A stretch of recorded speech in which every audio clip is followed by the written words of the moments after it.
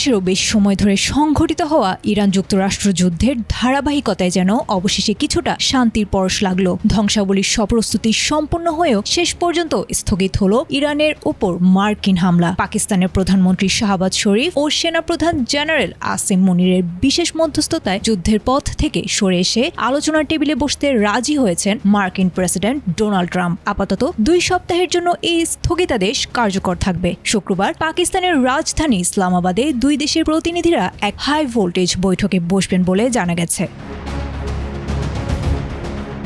এই স্থগিতাদেশের নেপথ্যে বড় শর্ত জুড়ে দিয়েছেন ডোনাল্ড ট্রাম্প। তিনি স্পষ্ট জানিয়েছেন ইরানকে অবিলম্বে এবং সম্পূর্ণ নিরাপদভাবে আন্তর্জাতিক নৌপথ হরমুজ প্রণালী জাহাজ চলাচলের জন্য উন্মুক্ত করে দিতে হবে। ট্রাম্প নিজের সোশ্যাল মিডিয়া ট্রুথ সোশ্যালে বিষয়টি নিশ্চিত করে বলেছেন, পাকিস্তানের দেয়া বিশেষ প্রস্তাবের ভিত্তিতেই তিনি এই বিধ্বংসী হামলা আপাতত স্থগিত রাখার সিদ্ধান্ত নিয়েছেন।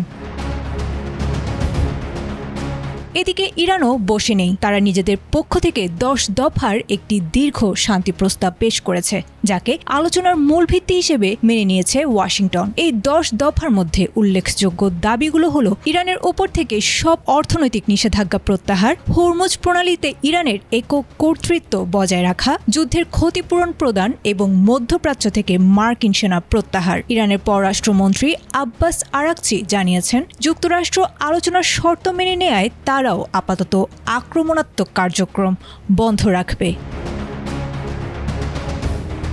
তবে এই শান্তি প্রক্রিয়া নিয়ে এখনও ধোঁয়াশা কাটেনি। ইরানের সুপ্রিম ন্যাশনাল সিকিউরিটি কাউন্সিল জানিয়েছে, 2 সপ্তাহের এই যুদ্ধবিরতি মানে যুদ্ধ শেষ হয়ে যাওয়া নয়। আলোচনার ফলাফল ইতিবাচক না হলে এবং ইরানের দাবিগুলো পুরোপুরি মেনে না নেওয়া হলে দেশটি আবারও পূর্ণ শক্তিতে জবাব দিতে প্রস্তুত। আপাতত পুরো বিশ্বের চোখ ইসলামাবাদের দিকে, যেখানে নির্ধারিত হবে মধ্যপ্রাচ্যের পরবর্তী ভবিষ্যৎ।